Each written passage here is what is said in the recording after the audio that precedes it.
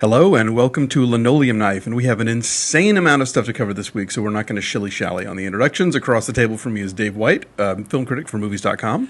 Also, you are Alonso, who is the DVD editor of MovieLine.com. Wow, you're really going to be far back from the mic this week. Okay, I just don't want to put.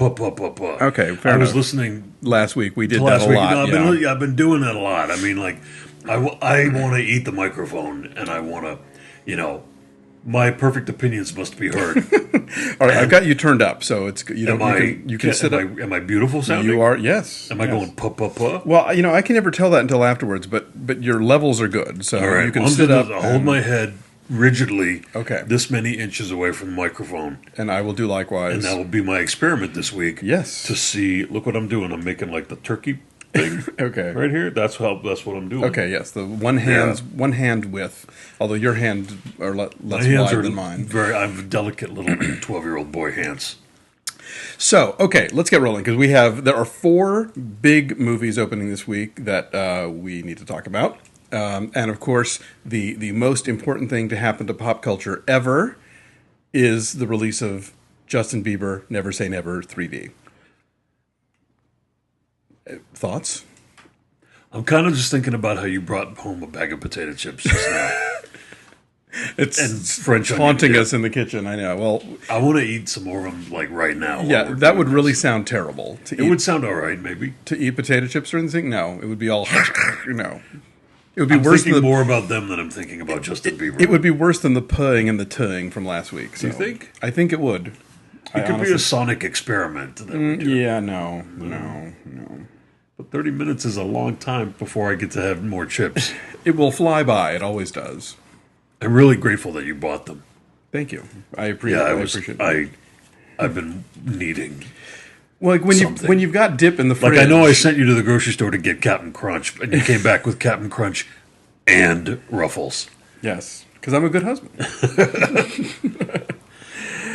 Normally we eat much healthier than this. Just so you know, folks, this was an anomaly. In spite of being totally fat, yes, we actually do eat really nicely, like organic foods and things, and from the farmers market. Why are we talking about this? I don't know. You brought. Why do you let me go down these roads? You started with the potato chips. I asked you for your thoughts on Justin Bieber. You're supposed to keep me in line for this movie discussion. Bieber, go. What do you got? I really don't have anything. I don't have any opinion on this kid. I don't care. I don't care. I don't care. Well, I don't care. I mean, I'm trying to think, like, the movie could have been much worse. It's a movie for children. Yes, it's rated G. And it's for little girls and little boys who love Justin Bieber. Pretty much. And for the adults that they also showed in the movie who are super into Justin Bieber. Grown-ups. Not a lot of them. There were grown-ups on screen, like... Very few. Very manic grown-ups who were into him. Well... What was that lady? That lady? The jiggly lady? Mm-hmm. Yeah. And then the jiggly dude? Who knows? Super into him. Who knows what that's about? They love him. That's what it's about. And I like pop music. Like, I mean, I thought, like, Hanson in their prime, I thought like pop music. They did cool stuff, and they had some great songs. Mbop was a great song. That's a great song.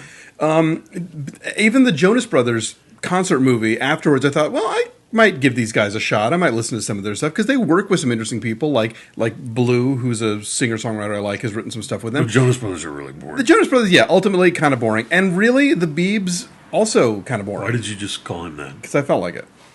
Justin Bieber. Don't do that anymore. I'll do what I want. No, don't. You're not the boss of me. Don't do that anymore. Justin Bieber bores me. Because you call him the Biebs and it makes it sound like your friends. No, it's not like I'm calling him JB or Justin or something. I think I called him JB in my review. See, so there you go. But that was just to shorten the... Like I called him his first and last name, but then I shortened it to his initials for the rest of the review. All right, well, I said Justin Bieber when we began this, so now I'm just I'll call him the Biebs if I feel like it. Anyway, he bores me musically, and the movie doesn't really do... It's an infomercial for him. For children. It's a movie for children. I mean, it kind of touches on some interesting ideas just in the what?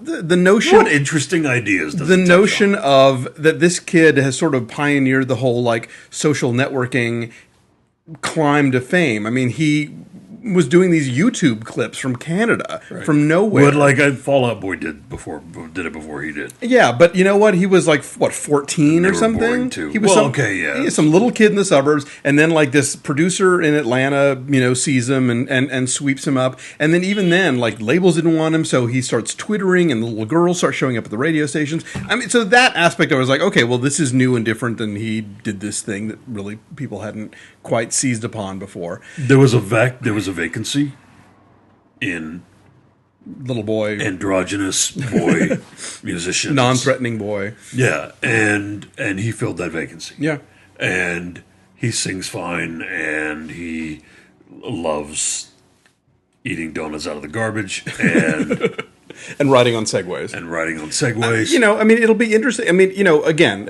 as always, these teen idols, the girl fans, like, no, he's going to be around forever. And he really does eat donuts out of the garbage. They never are. But, it'll be interesting to see. The best part of this movie is watching all the little 9-year-old girls scream and cry. And talk about how much they love him. Ballistic. It's adorable when little girls think they've invented the concept of obsession, or rock and roll, or sex, or anything. That's fun to watch because they're cute. Like I have an 8-year-old niece, and I bet she loves him too. I haven't discussed this with her, but I bet she loves him, and her mania is cute. I just wonder where this guy's going to be in 5 or 10 years. Like, is he going to go, bananas? Is he going to disappear for a while? Is he going to shave his head and grow a beard and come out with a blues album? I mean, he's already being photographed in non-family friendly photographs. Well, the Paps have caught him with what Disney Channel star Selena Gomez, but that's bikinied. But that's typical. I mean, I mean in terms of like his musical growth. In a clinch, I might add. His musical growth, if he has on any a musical hotel growth. balcony. I think it's on a boat, actually. On a boat it's a hotel a balcony on a boat. Anyway, I just wonder, like, is he gonna go to India and smoke pot with the Maharaj? I don't care. I'm a little curious. But, I don't care. Okay, whatever. The movie to me kind of accentuated everything I hate about contemporary hip hop, where it's like, what is that? How do we start talking about hip hop? Because he works at Usher. Nothing to do with hip hop. Usher, but the thing is, his songs aren't necessarily hip hop, correct. But they follow that same formula of like, let's sample old good radio hits and let's repeat don't even stuff talk about hip hop. And don't talk about hip hop. You're not the man to talk about hip hop. Fine, I have opinions. I know, and they're always wrong. Yeah, when it comes whatever. To hip hop. Yeah. Because you're from the streets. No, I'm not saying anything. I'm not saying I am. I'm just saying that I've listened to you and your grandpa ideas about hip hop for the entire 16 years that I've known you, and you like PM Dawn, and that's all you like. That's not true. Basically, that is the truth. So don't even. That's not. Just quit it. Fine, whatever. I don't care. You're about showing Justin off Bieber. for company. I'm not showing off. I'm telling you to behave. So the Bieber movie is what it is, and it's not very interesting. At the end of the day, it is what it is. Okay, so let's move on to Just Go With It. Actually, wait, I have one last thing to say about Bieber. When do I get chips?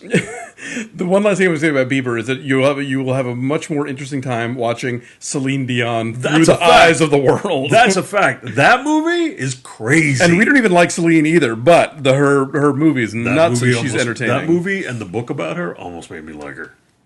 The book, incidentally, is Let's Talk About Love, A Journey to the End of Taste, which, if you haven't read, is like one of the best things I've ever read about criticism and opinion and taste and art and whatever. It's really, really good. Quebec. Read it.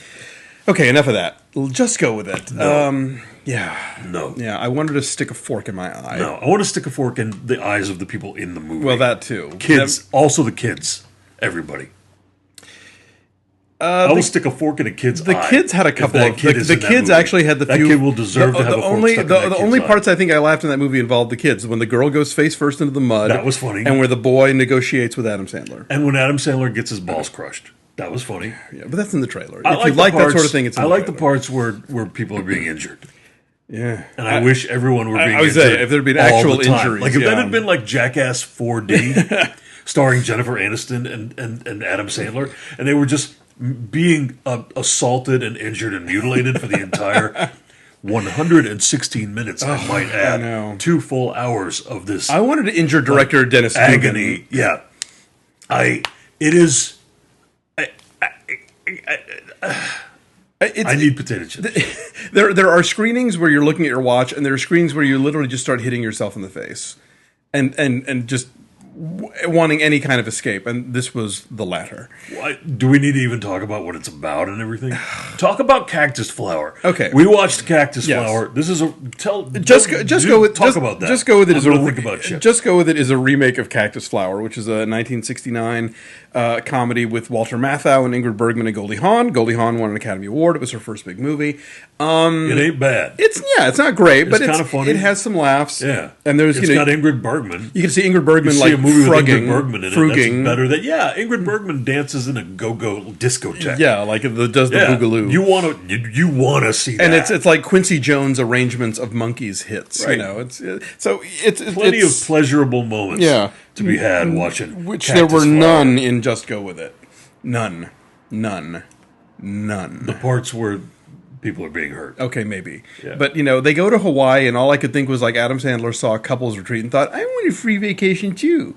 It's misery, this movie. Here's what's really, really bizarre about this movie. And I know that, nobody thought about it. No one had a passing thought about this while it was being made. But everybody in this movie is white, okay? Oh, God, yeah. I know And except for... the domestics. The domestics and the nannies. And the nanny and the valet and the hairdresser. And the hairdresser. And seriously, all of those characters, they all come in for one scene each. And they all do something super stereotypical. Buffoonish or clownish or they're lazy. Yeah, they're incompetent. They're either lazy and incompetent, or in the case of the hairdresser, they're like the snappiest snap queen on earth, but also crazy. But also and then, insane. the concierge at the hotel is this crazy gay. Yeah, and then at the end, Dave Matthews. I'm just going to spoil it. Dave Matthews, who is dating Nicole Kidman in the movie. Nicole Kidman is in this movie. Yeah, and she's the funniest thing in it. If that's telling you anything. He turns gay and picks up a coconut with his butt cheeks. With his butt cheeks. Yeah. Say what you said on the way out. Come on. You don't even remember. Oh, because we all know how to do that or something? No. You said gays have crazy buttholes. Oh, well, yeah. Yeah, that made me laugh when you said that as we were walking out of the theater. I mean, he says it right out loud in front of all these people, kids and stuff. Gays have crazy buttholes. That's why they can pick up coconuts with their asses.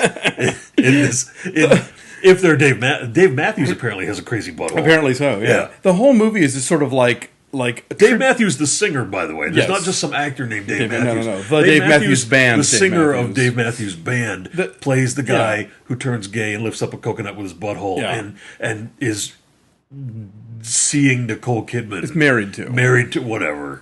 Who cares? The whole movie is just sort of like tribute to arrested adolescents, But the thing is that while that's I'm a fan of that, and that's been Adam Sandler's stock in trade, but he's starting to turn into older Jerry Lewis. When he went from being kind of young and intense to sort of bloated and greasy. It's not that. It's not about greasy or bloated. It's about greasy or bloated ideas and but his face and the head. I don't care about his face. His face is going to get his face is going to turn into whatever it's going to turn into. Right, but you he's can't. In his 40s, and our faces are turning weird. Too. Yes, but you know what? We don't make movies about being perpetually adolescent. And that's when you hit 50. That's going to get hard to do, Adam Sandler. Well, that's what I'm saying. The crazy bloated ideas are that he went from being like this wacky lovable moron that those early Adam Sandler movies.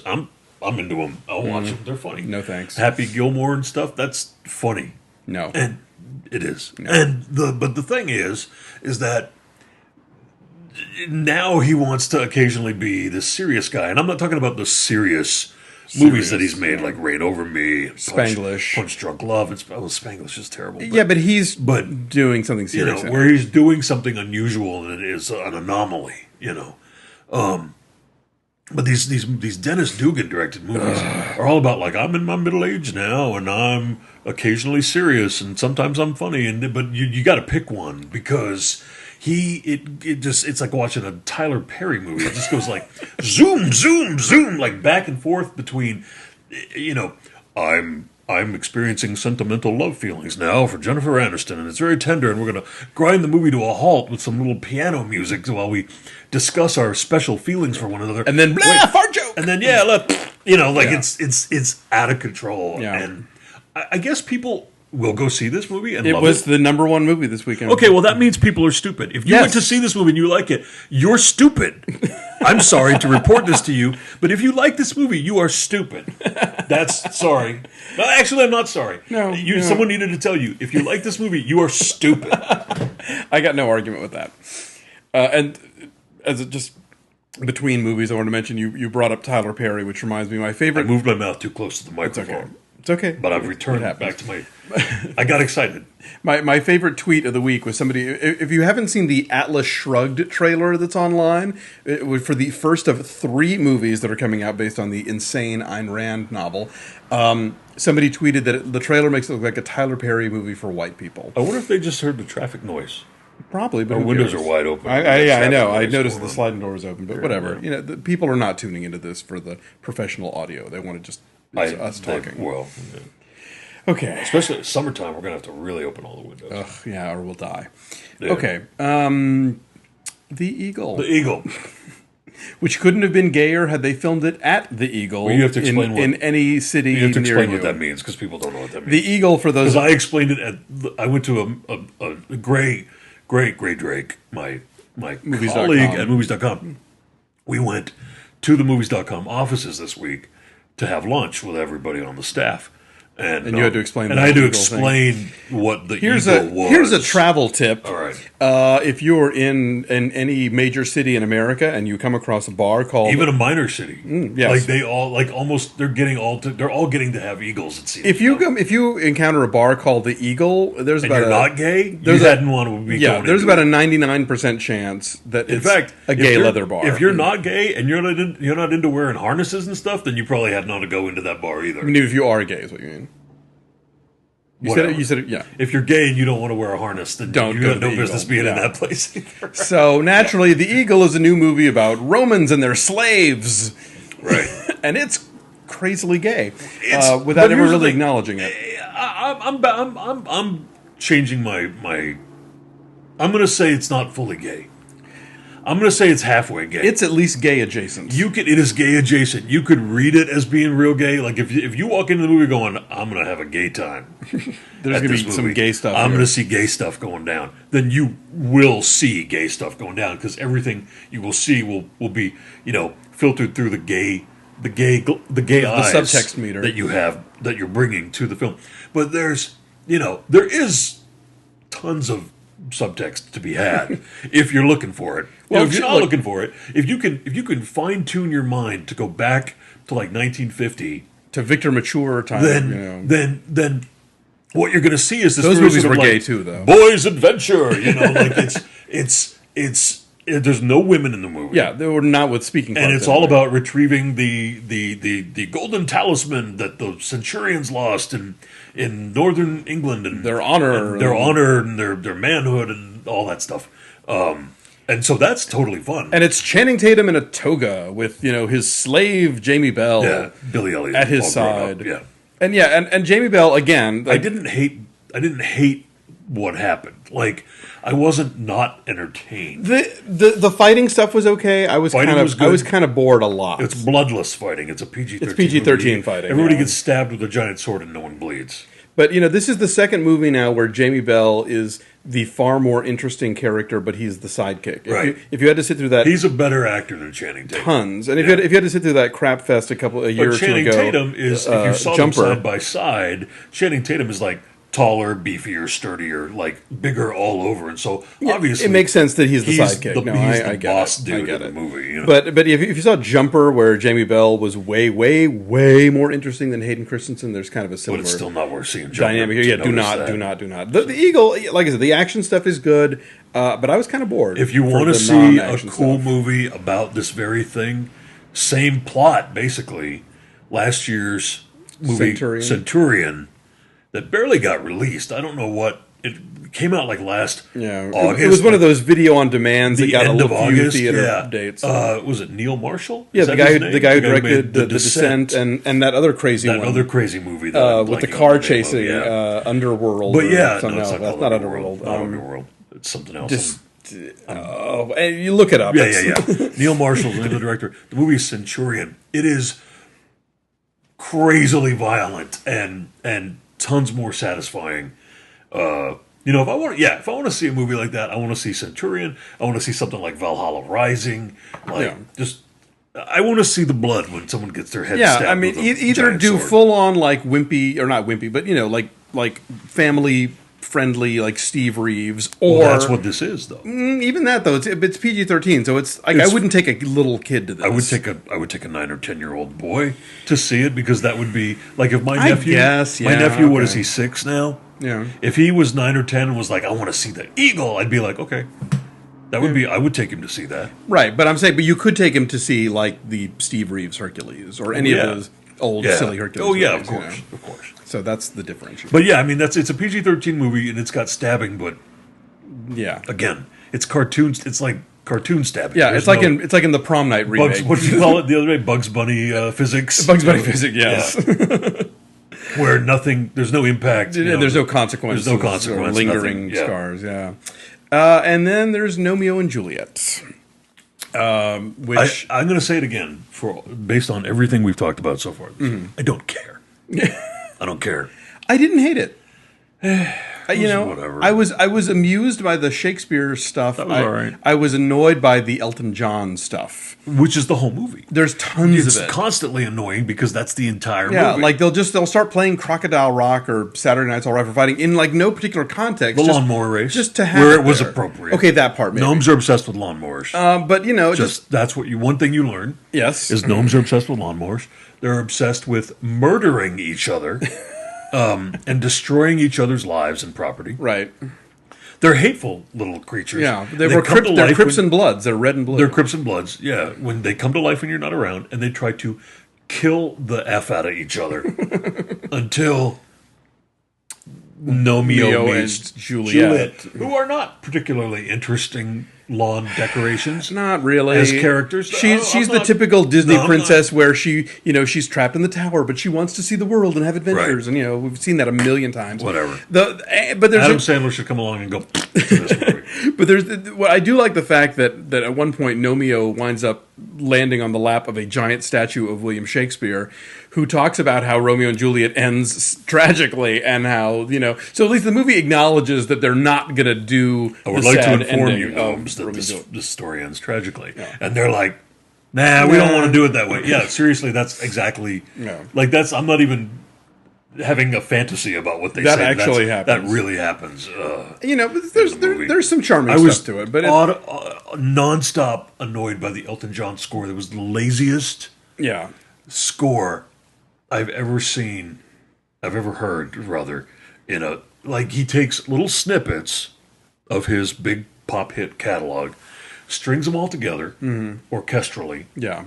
And that's what you get. So, in the middle of scenes where people, I don't even know what they're talking about. They're just talking about, I hate those other gnomes. And then your song comes on. And then your song. You're hearing it in the background. You're like, that's your song. So you don't even know what you don't even know what the gnomes on screen are saying anymore, because you're like, my gift is my song. And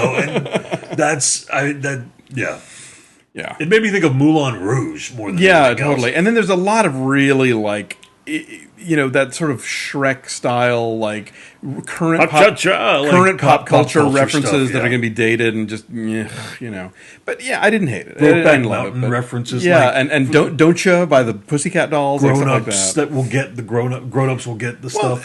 They also, what I did like was they throw in a lot of Shakespeare references that are, some of them are subtle, some of them are more in your face. And so if you're paying attention, that's kind of fun, but whatever. Anyway, didn't hate it. But the people who go with it are very going to take their kids to see Gnomeo and Juliet, and you know how much of the Shakespeare they're going to understand? Nothing. You know why? People are stupid. You're right. Well, the people who taking a dim view of humanity. The people who just go with it anyway. Okay, and so we have a little time left, so you wanted me to talk about my Oscar marathon? Yes, because it will require nothing of me. Oh, okay. Well, anyway, so I'm going to go get some chips. no, because I spent December touring for my Christmas movie book. I missed a lot of the year-end, Oscar movies. So I had a lot of catching up to do. So I went over to my friend Dave Cobb's apartment and had an all-day marathon on Super Bowl Sunday. I don't understand how you can do what you did. Because I used to go to film festivals and do the same thing. It's something you do. I can see one, maybe two movies in a day. Yeah. Two. That's my limit. And they can't be back to back. Like, it can't be a double feature. I don't like double features. My butt starts to get sore. And I two at like 1 in the morning. You are not an Iron Man movie 1 in the critic. morning, like at 10 or 11. 1 in the late afternoon, but not at night. I just want to have my dinner. I'm going to go home and have a nice sleep. That's you. But I, you watched, however, how many did you watch? I in watched one day? 6. That's it's insane. Well, I did it, and it was mostly Name good. them. Okay, so we started off with Best Actor nominee Beautiful, which was ass. Awful. And then we watched, as a palliative to that horror show... Palliative. Yes, The Fighter, which was great. I really enjoyed that. Very, very entertaining. And I like The Fighter. Yeah. And then we I like watched... The Sisters. The Sisters are... One of them's really a criminal. In actual life, one of them is going around committing crimes, basically as we speak. Nice. I forget which one. Then we watched Blue Valentine, which I thought was okay. It didn't rock really my liked world. Blue Valentine. I thought it was all right. It's an Two for the Road. It reminds me a lot of Two for the Road with Audrey Hepburn. If anything, if the one thing that really Albert should Finney. be, people should understand about Blue Valentine is that Harvey Weinstein lobbied or put the thumb screw pressure on The MPAA. to rate it an R rather than an NC-17 because Right. there's some major naked Yes. hip thrusting going on in this film. And But there's a little too much acting going on. they're really like it's not one of those R-rated and C-17 rated explicit sex scenes where everyone's miserable. They're having fun, and that's the worst thing you can do. In a movie you got to enjoy it. Is Yeah. have sex and both people are super into it. Yeah. If he was raping her, they'd have no problem. Right? Yeah, that would be an R. Yeah. But because the woman was getting pleasure, it's NC-17. Okay. But he put the muscle. Yeah. No. behind it and got He it. knows how to do that. I don't know how I hope he threatened them. He knows how to work that stuff. Yeah.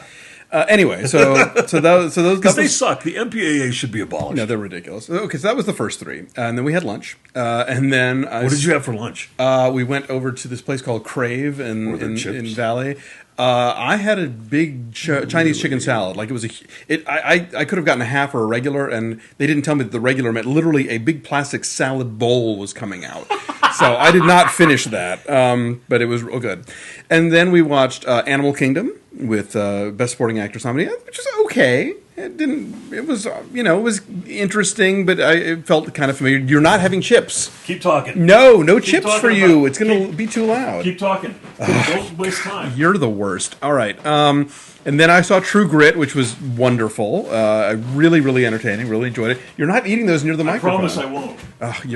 You just did it. Give me those chips. I'm not near the microphone. Give me those chips. You keep talking about the movies. Give me those chips. I will give you one when you finish talking about the movies. I don't want to eat one. I want to take them from you. No. You keep talking about the movies that you watch. All right, fine. And then we ended the day with Rabbit Hole, which is not... Starring Just Go With It's Nicole Kidman. Yes, and it's not the stone cold bummer that you thought it might be. I mean, it's It is sad. a bummer. It's sad, but it's Yeah. not unrelentingly like Bergman sad. It's it's good. It's There are laughs in it, and it's a really good movie.